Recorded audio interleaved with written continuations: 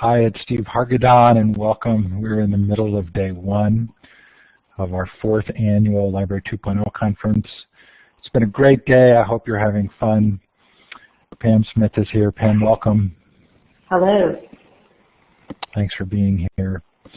Thanks to the School of Information at San Jose State University and Dr. Sandy Hirsch, our conference co-chair. They've been the founding sponsors of the conference, and we really appreciate the support.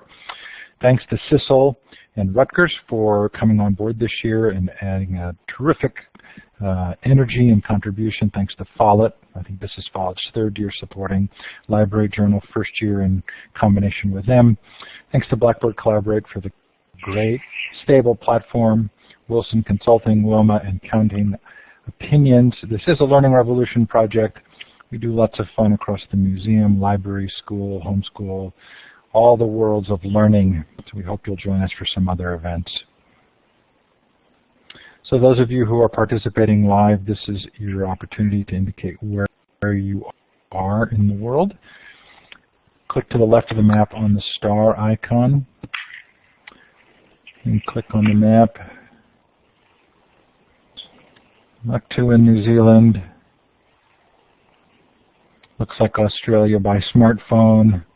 I don't think you can use that star on the smartphone, can you? Or maybe you can. There's a dot there.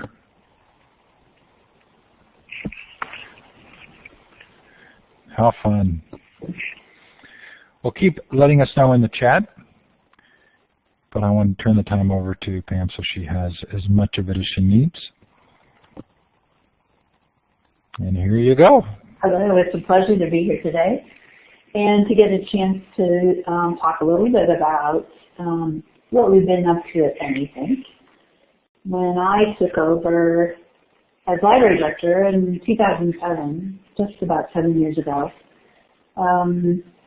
we had a bit of a mess on our hands. And so what I'm going to be talking about today is creating an experience library. So this is where we were about 10 years ago. Adams County library system was the worst in the state. We were actually the worst funded, but many people actually said we were one of the worst libraries in the state. And we had recently just increased our mill levy, which is a blessing, so we went from being the poorest library in the state to the 2nd poorest library in the state. I inherited a library system that felt like they had just won the lottery system. This is what it looked like in 2007. When I came on board, our buildings were, you can see, in disrepair. Our collections were 20 years and older. 90% of our collections were 20 years and older. We had minimal staffing. I think we had about 6 MLSs on board. Adams County is the county that's just north of Denver. And when you fly into Denver, actually, BIA, that is Adams County. We cover a population of about 340,000 people and about 1,200 square miles. So we have a pretty vast area. It's mostly suburban and rural. So when I came on board, there were plans and architecture underway to build 4 new libraries, renovate 3. So we were going to do some really substantial changes. And we took a pause when I started. I said, we have an opportunity to actually build things as other folks are doing, but we also could have a chance to pause and think about what kind of library is the right library for our community. Our library board actually voted on becoming an experience model because, you know, you can't do everything. You can't do everything. And Adams County is surrounded by a number of large libraries. We're 12 miles away from the Denver Public Library, which is a wonderful library system. Academic libraries. We didn't need to be a research library. So we are really a popular reading materials library. We have a population that's very young. About 77% of our community is under the age of 50, a lot of young families. They don't have a lot of amenities, cultural or educational amenities. So the experience model is something that we started working on. And that is the model where customers will be consistently delighted by their library experience. In making the decision to become an experience model, we took a look at some other possible models. The product model, which focuses on having really beautiful products. And you would be familiar with that. Apple, Whole Foods, they really focus on that brilliant product. The relationship model, one where hospitality is wonderful, Nordstrom. The value model, where you actually you don't care as much about getting that superb service or the supreme premium product, but you get a good product at a good value, like at IKEA or Walmart. And then the experience model is one where the experience is as important as the product itself, like at Starbucks or Disney World. What we're going to talk about today is a little bit about how we executed the experience model. I'm going to talk about three key ideas. One is, in an experience model, we have an intuitive, beautifully designed environment, hospitality, and unique learning experience. Let's start talking about spaces. Space design in our libraries is really all about interaction with information. This is one of our new libraries. When you walk in to the space, we try to design them very intuitively, but you get a sense that this is a place for you. You get a sense of welcome. And we create opportunities for people to, right at the beginning, interact with those gorgeous, wonderful materials, and to feel at home and to feel comfortable. So the experience starts really right at the door when you walk in. Another experience is one of comfort. Our library board said we want three things in our buildings for sure. We want buildings to be more like bookstores, very comfortable. We want fireplaces, and we would like our libraries to be LEED sustainable in all cases. And so we work diligently on that. There you go. I'm always wanting to have an opportunity to sit by that fireplace and have a cup of coffee or cocoa, but I've never been able to do it. Thank goodness our customers can. This is an example of a typical layout, and this is actually the schematic design for one of our libraries when I came on board, which is designed really for materials. And you'll see a very linear opportunity of the layout of the stacks is straight rows. The space available outside of the book stacks is really pretty limited. There's a few tables, there's a few chairs, but it's really all about a warehouse for books. So when I started, I took a look at our project and I said, I don't really think this is going to work because it's really not allowing any space for people. And we dove in and we got to work, and this is what the project looked like after we had an opportunity to revisit. We really rethought everything, and you'll see some significant changes. Number one, you see significant open space. You see significant space for people to discover information. You'll see that we use the shelving to create alcoves. And I'm just going to toggle back a little bit. You'll see there's bookshelves. And this is where we are today, which is a very fluid, flexible, open space that creates opportunities for people to collaborate, for people to be at the edge in a quiet zone if they want to study or think or work on their computers. And also offers ultimate flexibility. Winnie the Pooh, 100-acre wood has always been one of the models that I've used in creating libraries. If you think about the woods, whether you're a child or whether you're an adult, that sense of adventure in the woods is something that we try to recreate in our library. And we go, there we go. You see that wandering, adventure, discovery, and that's really what we've created in our experience model. These are some of our key guiding vision words as we were designing our spaces. Soaring, contemporary, natural, welcoming, inspiring, creative, playful, self-discovery, collaborative, community. As you walk into, this is our Anythink right on, you'll get that sense of soaring. You'll get that sense of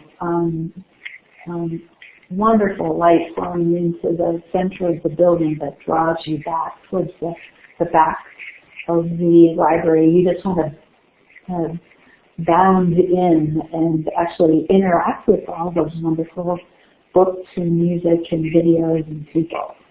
That's really the kind of experience that we want people to feel. We want people to get that metaphorical hug, as I often talk about. We want people to feel like this is their place. We don't want them to feel like they're not welcome in any way. And one of the things that we did in connecting that people with those experiences is we changed our classification system from the Dewey system, which does get in the way. It's a barrier sometimes for people to be able to find materials, to the BISEC system, the bookstore method of organizing libraries or materials. And we revamped it a little bit. We call it WordThink because we've modified the language. So people can just go to the find it, pick clicking, and then find the materials that are alphabetized by title within that clicking section. So it's actually very organized. It's just organized by words instead of numbers. That's all a part of that experience that helps people put them in their driver's seat, that they can find their way, and it is a sense of discovery and adventure. With or without the help of the staff, we're really trying to empower customers. This is that comfortable living room feel, the third place, the urban living room is something that we work to achieve. We don't have a lot of places in our community where people can come together, and we try to create that opportunity as often as possible and as comfortable as possible. You'll see our signage, it's actually minimal. The signs that we do have are very purposeful. We want to connect and create a situation where people understand that the library really is a place that you can relax, you can refresh, it's a place to think, it's a place to gather ideas, it's a place to connect with each other. You can see there's a resonance here. That experience goes all the way through the library in whatever space you might be in. This is one of our, you could call it a study room, but we call them Anythink rooms. You are part of the library, but you actually have that opportunity to, you could have a small meeting, you could play chess, or you could study.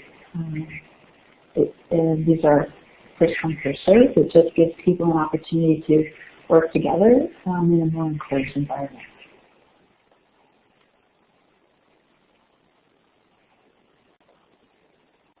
And of course, people do things differently these days.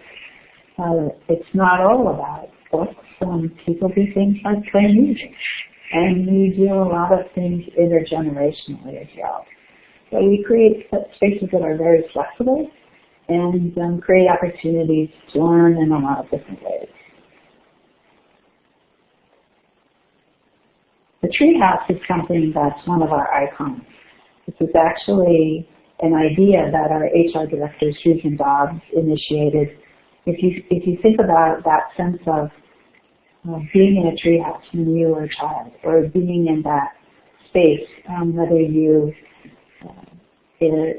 got a blanket and created a tent, or you got under a table. It's that space that inspires you to dream and have great ideas and invent who you're to become. The treehouse actually inspires you to achieve greater goals. And so we invented the idea of incorporating treehouses in all of our libraries. However, when we were working with our architects and trying to meet code, the treehouses started looking not so much like treehouses. And so in this case, we actually have museum quality trees in our library that just create that wonderful, inspirational atmosphere for people in that kind of indoor-outdoor. In Colorado, we have wonderful outdoors, and people love to spend time outdoors. So we like the indoors to feel a little bit like that as well. Now here's the exact same space, different angle, and used in a very different way. And so this is some of the things that we have to do, and every library has to do, is be extraordinarily flexible. We had about 250 people at this particular event. So previously, you see the space is great, and we probably had about 10 people in that area, the children's area with Anythink Farms. And then here we are, we just moved a few pieces of furniture and we filled the entire room. We actually have used this room for music events as well, so it's quite flexible. And even though the space is for children, we find that it's one of the favorite spaces and creates that wonderful experience. So hospitality is the second key idea in creating the experience library. When the customer leaves, they feel connected and inspired.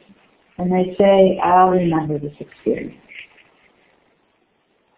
That's very different from that old-fashioned library that you walk in and you're not quite sure if you belong, and the librarian shushes you, and it feels very governmental or institutional. In our libraries, we want people to feel connected, welcome, and inspired. One of the first things we did was we took a look at our so-called reference desk or circulation desk, and we've designed our own desk, which we call perches. And we've done this very purposefully to create a space that is very egalitarian and very open and very welcoming. So when customers walk in the door, there's a signal. This is the space that you can go and you can interact with staff and you can get hugs, give hugs. And we're here for you. There's no barriers whatsoever. Hospitality exists when you believe the other person is on your side. One of my favorite books is Setting the Table by Billy Myers. He's a restaurateur in New York, and his book is part autobiography, and it's also key management about hospitality. Some of the things that he does are actually quite brilliant and applicable to any business, I believe. Well, hospitality exists when you believe the person is on your side. That's one of our key mantras that we give to our staff. It's different from customer service. Customer service is something that it's the way you execute your service, but hospitality is actually how people feel when they come into the library and when they leave. How do they feel? And we want them to feel inspired and connected. An example of hospitality, this is actually one of our concierges, Dan Lovato. He's one of our staff who exudes friendliness, hospitality, and support. He's often sending emails saying kudos to one of his key staff members, to one of his colleagues. He's definitely a person who's on their side. One thing that Dan did recently at our library, practically every spring, our team works with the 4-H, and they bring in eggs that are incubated and ready to hatch. And so we have the eggs in an incubator for about 21 days. Our customers come in every day looking to see if the eggs have hatched. And then those 2 to 3 days when the eggs are actually hatching, we double or quadruple the number of people who come in, and there's just this line out the door of people wanting to come in and watch the eggs hatch. This year, we had 12 eggs. 11 of the chicks came out just fine. We had 1 chick that was having issues coming up. And so it was really struggling. It was taking its time, and the staff didn't know if the chick was actually going to make it. So we put the egg in the incubator back in the back room, and everybody was watching it and hovering over it. And the chick finally did come out, but one of its feet was not flat. It was actually, he was walking on his toes, actually. They called 4-H, and 4-H said there's really nothing you can do about it. So Dan said, no, we're not going to let that happen. He got on the internet, and he and his colleagues did research, and they discovered that if you catch it quickly enough, you could actually flatten the chick's foot if you would put it on something flat and bandage it. And so this is actually what the staff did is they made little shoes for the chick, and they wrapped it around with electrical tape. And they left that on, I think, about 24 to 36 hours to flatten the foot. It actually worked. And everybody was so worried because they didn't want anything to happen to the chick. And the chick actually did start walking flat-footed. And so this was a little thank you note. It was left by our HR director. You're my hero. Thanks, Dr. Dan. And the name of the chick actually was Wonderful. So they saved that chick. This is just a perfect example of hospitality and knowing that someone's on your side.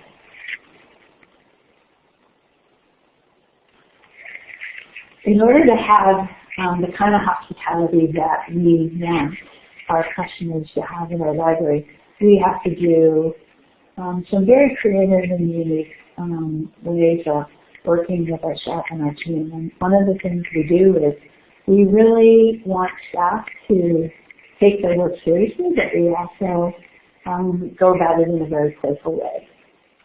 Play is our brain's favorite way of learning. So our team is actually very playful. As I see in my colleagues, we work hard, we love our work, but we also laugh, and we encourage our staff to enjoy their work and to come to work and to be really happy and to bring the whole self, all their ideas, all their creativity to work.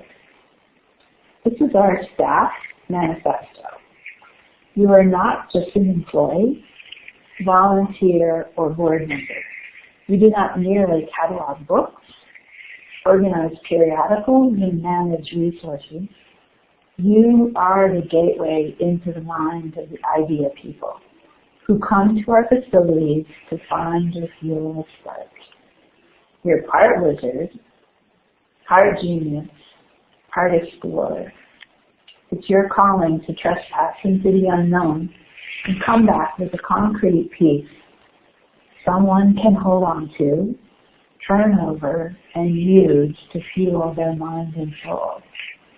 You're part wizard, part genius, part explorer. Now, those are really high expectations. We expect everyone to be thinking about those and to be mindful of, even if you're a library director. You come to work to feel like your obligation is to be a wizard, genius, explorer. It's pretty exciting. In order to be a wizard, genius, and explorer, we do things in slightly different ways, and we've become known for an organization that doesn't have a lot of black and white policies and rules. We actually asked a lot of our staff, and one of the things that we did is we did a project called Cooking Without Recipes. We took a team of our managers and directors to the green market one morning, and everybody divided into teams. We had a team that was cooking, they had chicken, and then we had a team that was cooking salmon, and we had a vegetarian team that had tofu. They were given $50 they could buy anything that they wanted to at the market, and then they came back to a cooking school, and each team was expected to make a couple of dishes that then we would share together. The idea of cooking without recipes is you have a structure, you have, and for anybody who's a cook out there, you have some basic techniques and you have a set of tools. You have some guidelines, but when you put all of those ideas together, you can actually make amazing dishes together without having to follow a distinct recipe. And that's kind of how we roll at our library. We give people a set of expectations. We want them to be on the customer's side. We have certain policies and behavior policies that we do adhere to, but we expect our staff to be able to make a lot of decisions on their own. This day turned out to be an amazing team building day for our group. We learned a lot about each other. We learned who had cooking skills. We made some amazing food together, and we ate a wonderful, marvelous meal together. And the folks from the cooking school were instructed they could give us advice, but they couldn't tell us what to do. And at the end, as we were eating our meal, the folks from the cooking school actually came to us and said, I would like you to do two things. One, we need to give, go around the room and would like to give, everyone should give each other feedback on the food. And then we added a second piece, which was to tell a story that was your favorite food memory. That was quite a good experience. And it's also practice in hospitality, and it's practice in management, because we do have to give each other constant channel feedback about what's working, what we love, what's not working, what could be improved, how we could make something better. If we had it to do over again, what would work better. And then the favorite food memories was another really endearing experience, because if you think about what your favorite food memory might be, it gives you a chance to get to know your colleagues and to develop a stronger relationship with them. The person in the middle, the gentleman, Logan McDonald, he's our Director of Products and Technology. His favorite food memory that he told about was his mother. She likes to create very interesting holiday meals at Christmas. And so instead of the traditional Christmas dinner, every year it's a different theme, and they never know exactly what to expect. Logan talked about one year that everything was a Hawaiian theme. So they moved the dining room table and they sat on the floor and everything had pineapple in it. And he said his mom today actually is on a flambe kick, and so she, as Logan said, she puts things on fire. And so he says holiday meals at his house is always very, very interesting. And it's such an endearing thing to know stories about your colleagues and to get to know them and to be able to work together more as a work family. And so when you're having those hard times and you have to make hard decisions and you know people a little more closely, you can actually work together better as a team and support each other. So our third idea that we're going to talk about is unique learning experiences. And this is really key to creating a experience library. We believe that libraries are places. Our most important work is really about that interaction between information and people. We have vast amounts of information and access to vast amounts of information. It's really that connection between people and the information. And the library, in a way, is that spark, that catalyst, that connector. Over the past 6 to 7 years, we've worked diligently on creating those learning opportunities. And you know, people really learn in different ways. It isn't just print. People learn kinesthetically, people learn audibly, people learn visually. This is an example of an experience that we created where people were making geographic on newspaper. And so one of the things that we've done at our library, we do something called experience zones, where we create learning opportunities just kind of spontaneously throughout the library that people can, as I call it, bump into information. One of the huge examples of creating unique learning opportunities was a revamp that we did 2 years ago, I believe, on the summer reading project. And this is something that the staff invented. We worked with a consultant, and we had an idea of what are the things, the traditional things in libraries that perhaps need to be disrupted. And the staff came up with the idea that summer reading had become dull, boring, mechanical, and simply just handing out coupons to kids, counting the number of books, and they had lots of reading. And so they said, we really think we'd like to reinvent summer reading. And we rebranded it, and it's now called My Summer. Read, Think, Do. If you think about that, we want people to read, and then just reading something or just checking out a book isn't enough. We want people to think about that, and then we want people to actually take action. Our summer reading is intergenerational. We have programs for individual age groups, but we also have programs for families together. And we really encourage people to own their summer and to invent their summer and to think about what they want to read, what do they want to do, what do they want to think about during the summer. And our programs, we try to make them very interactive, not just a passive program. An example of that is the Project Runway that our team put together for one of our smaller libraries in a rural area of Colorado, Bennett Library. It's about a 7,000 square foot library, but 25 miles from Denver on the Eastern Plains.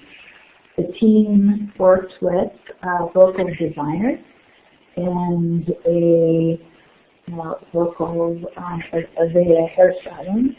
The team came together. They actually, like Project Runway, they had a project, and one of their goals was they could only use materials that was recycled. They couldn't actually sew their dress. They had to put things together with staples or pins. And each team met one day with a designer, and then they were to go home and design their dress and make their dress, and then come back for the Project Runway final, in which and it turned out to be materials. They actually had their hair done and makeup, and it was a proper Project Runway, so we had judges. When I walked in the library, it is in transition from a traditional library to a space where there was techno music, and they had sparkling apple cider and cheese and fruits, and the runway was actually red construction paper, butcher paper, around the desk. And so the girls actually did the runway properly. And first time around was just walking on the runway, and the second time around was being quizzed by the judges. This is actually the winners of the event, the Frenema sisters, but there's a really interesting story behind this, and this has to do with creating unique learning experiences. One of the teams, a young woman who was modeling, hadn't finished her dress, and she was this beautiful, typical little cheerleader young woman, absolutely exquisitely gorgeous, and she had a meltdown earlier in the day because she hadn't finished her dress. And it was the Framwell sisters who said to her, "You are gorgeous, you are beautiful, you're going to get out there and you're going to stretch your stuff." In which she actually did. But there was tremendous sense of coaching and self-esteem going on. And afterwards, one of the parents called me aside and said, "You know, this project has meant so much for our kids. They are incredibly shy, and they didn't realize that they were going to have to answer questions. And it was such a challenge for them. But they did it, and they feel so proud of it and accomplished, and they're going to want to do it again next year." So this is an example of learning leads to experience. Part of creating that unique learning experience, part of that idea comes from the participatory library, the participatory museum book actually by Nina Simone. A participatory cultural institution is a place where visitors can create, share, and connect around content. And think about that. That really goes back to that whole interaction with information. This is something that our team's working on in creating that experience library, a place where visitors can create, share, and connect around content. This is an example of another experience zone where people are creating and sharing around content. This was an exhibit, Jelly Roll Morton, in which there's a xylophone and people can actually play anything, but they can play a Jelly Roll Morton tune. They can view materials. They could listen to Jelly Roll Morton's music on an iPod that's there. They can check things out. So really, libraries are becoming multi-dimensional spaces to learn.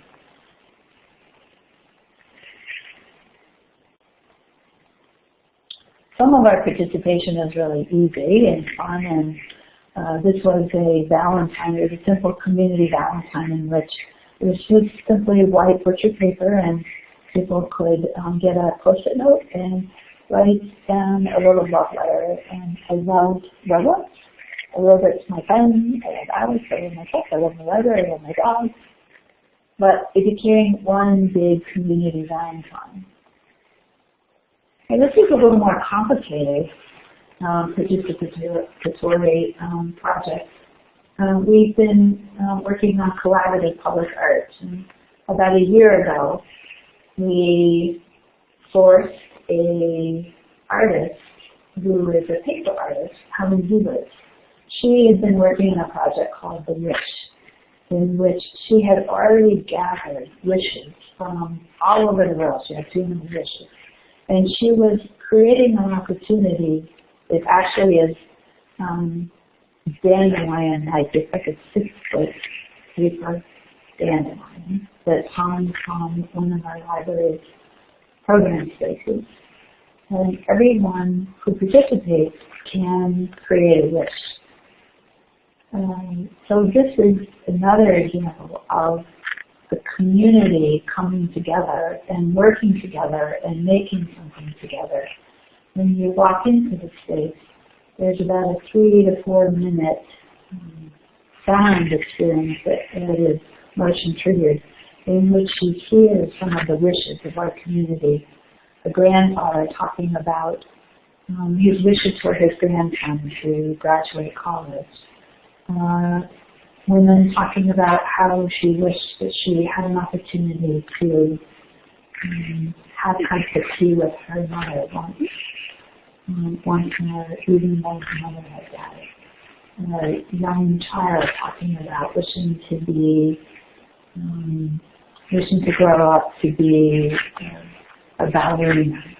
And so this is just another example of how you can create participation and collaboration in your library, and people learn together, they share together, and the library is the center of the community.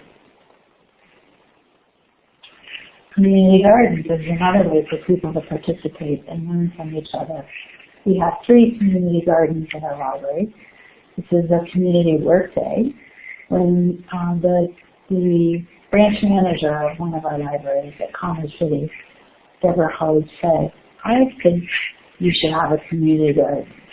And the inquiry came to me and I said, absolutely. Let's see if we can make it happen. So now, a couple of years later, we've got 3 community gardens going. The team has worked with Denver Urban Gardens, and the mission statement for Doug is creating community one garden at a time. I wrote the grant for the first 2 community gardens, and one of the things that we discovered was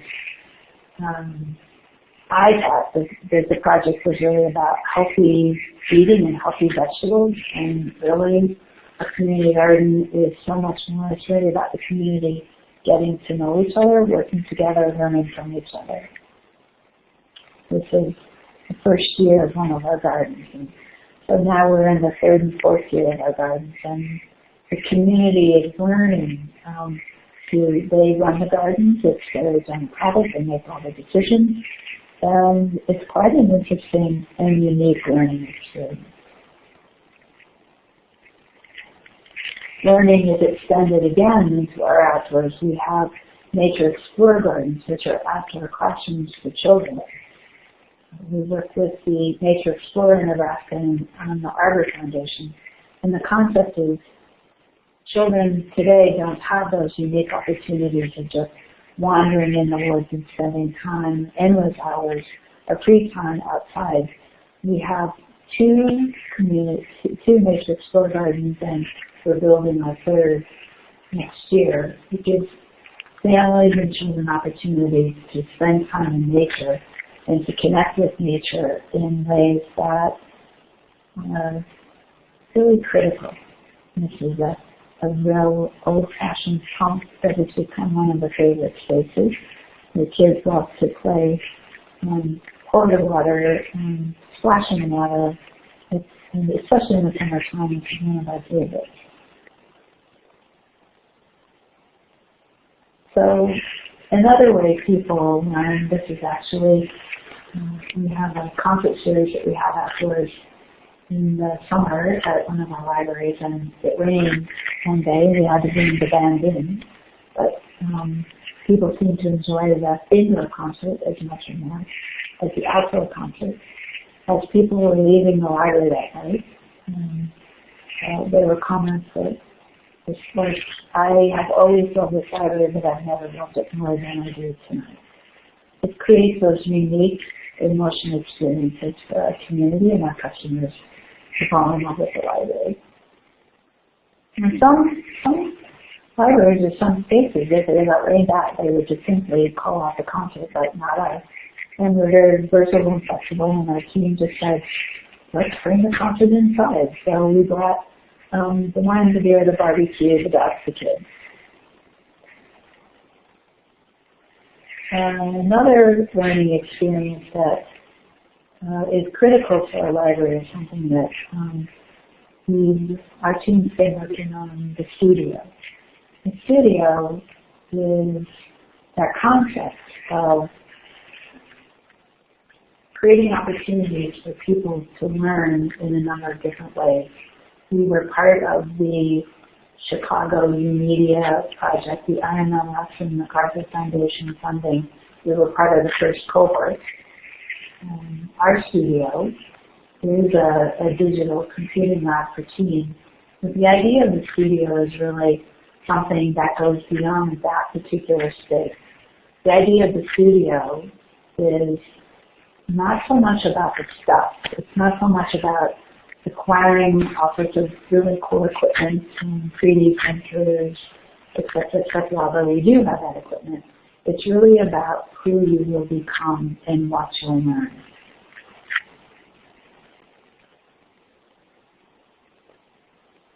This is a very simple video area in the green screen.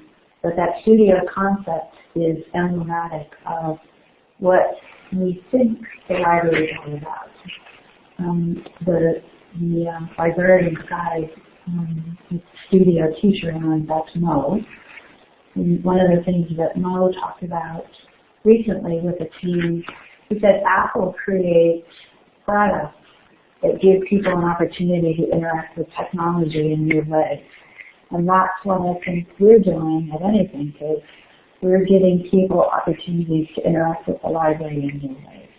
And that whole concept of the studio is supporting our community, our customers, to really reach their creative potential.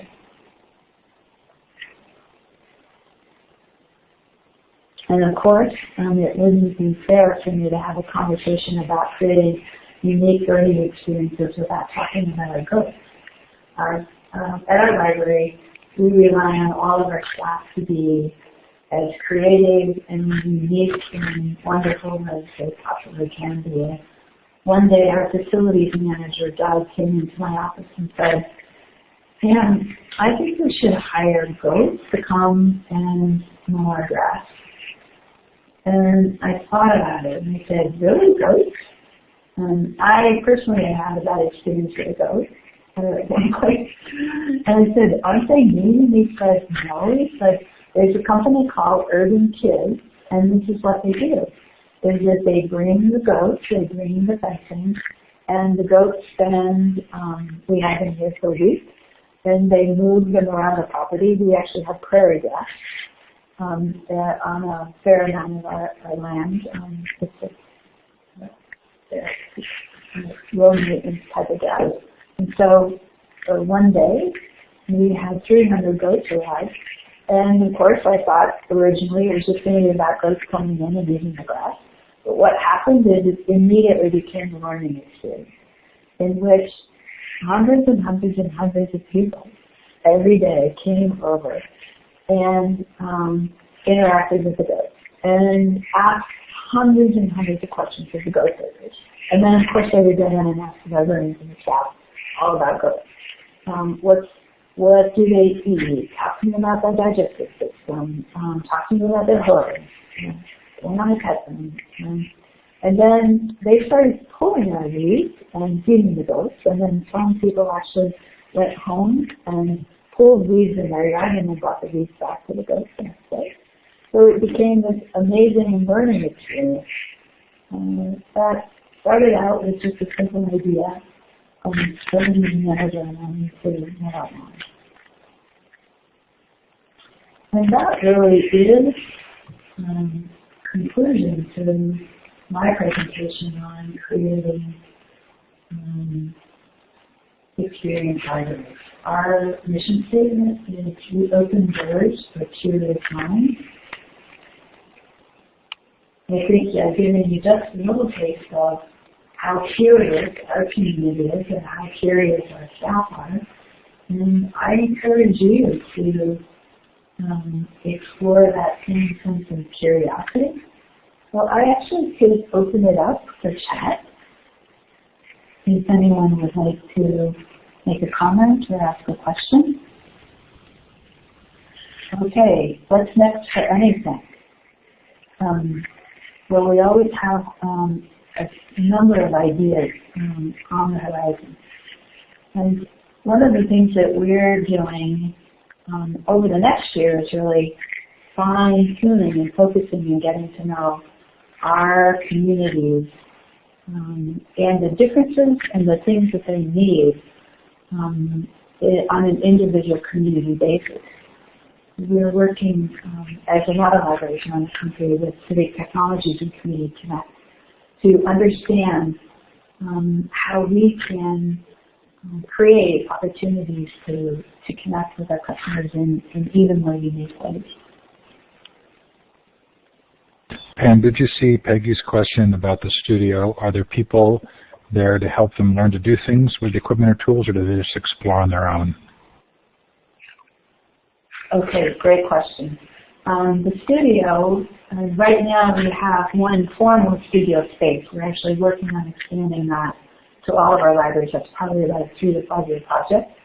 The studio is open all the time and for teams. We have staff there in the vicinity all the time that the library is open. But especially after school, when the teams are there, we have special hours that it is staffed, and the team guide and the studio guide roles are there during that time. And we also have recruited what we call artists in residence in a number of libraries around the country are doing things like this. Artists in residence are community members that we pay a small stipend and they come in and work with the team. So we have videographers, we have graphic designers, we have people who come in and help with script writing. So we tap into the talent of our community, and this is just at the beginning of this. It's starting to work really well. We had a comment from one of our teams recently in which he said his experience with the library has been, he listened to one type of music, and he came to the library and he decided that he wanted to explore different types of music. So he just picked out CDs based on their cover and what looked good, and so he experienced all sorts of different kinds of music. And then he started coming into the studio and actually beginning to play his own music. And then he got even deeper, and he decided, he spent quite a bit of time in the library actually reading our books and understand music theory. So that's a great example of rethink too. So we have mentors, we have the information and the support to actually help people learn at their own pace in that kind of studio concept. And there were a couple of other questions. One was, is there still a place for academic libraries with archives and ways to connect the public with history? Absolutely. I think that each library really is unique, and they play different roles. And something in those magnificent manuscripts that are so precious, I would say there's all these amazing opportunities to make history come alive, working on projects with the community to actually create opportunities for people to not interact with the artifacts, so to speak, but to be able to reenact, perhaps, some of the concepts from those artifacts. There was a question earlier about if you needed a permit for the food preparation. We were actually at a cooking school, and so all of those permits and things were taken care of by the cooking school. It was at a cooking school. We do a few things in the library, but they're always, we don't actually do cooking, although I know I would love to have a kitchen. Most of the things that we've done, for instance, I think one of our staff made fondant as a program last year, and one of our staff had a class on making pie crust, which can be a challenge. And then the people actually took the pie crust home and baked it at home. So we don't need to have a permit for this type of thing. Peggy asked that question, and she also asked, how do you locate people from the community who could be mentors/facilitators for activities?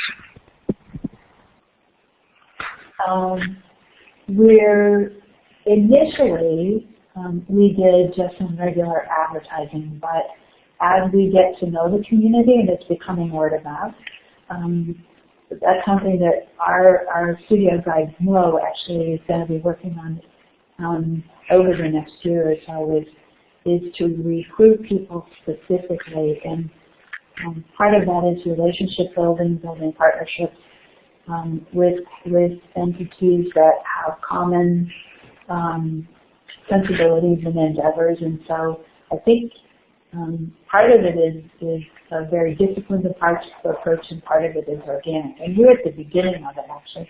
The Madison Public Library is a library that's an example of they have just exploded in bringing in artists and residents. That they are in the middle of the city, very close to the university, and boundless talent just kind of starts walking in the doors. And we're at the very beginning, so we're still connecting. But it's something that when you set your mind to it, it's a focus. It's something it actually starts. It's like a snowball. It starts gaining traction. So we should wrap up so people have a couple of minutes before the next set of sessions. Thank you so much, Pam. Thanks, Steve. Thanks, everyone. It was a pleasure. I'm going to turn off the recording now, and in order for the recording to process,